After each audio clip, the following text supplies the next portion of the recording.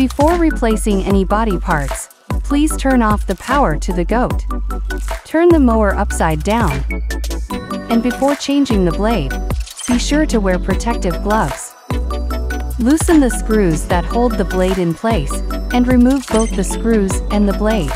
Install the new screws and new blade onto the blade deck. Ensure that the blade is flat and can rotate freely after installation. Use a brush to clean the blade deck, chassis, and gaps in the chassis. Check that the blade deck can rotate freely.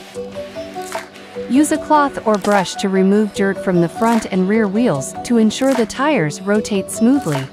Clean the body components with a clean cloth, including the camera in the middle of the body, the front sensor panel, control panel, stop button, body charging electrodes, base station reflecting strip, and base station charging electrodes.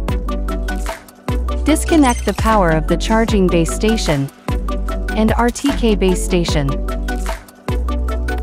Remove all the cable clips, loosen the RTK base station screws, and take the base station off the support rod. Disassemble the RTK base station support rod.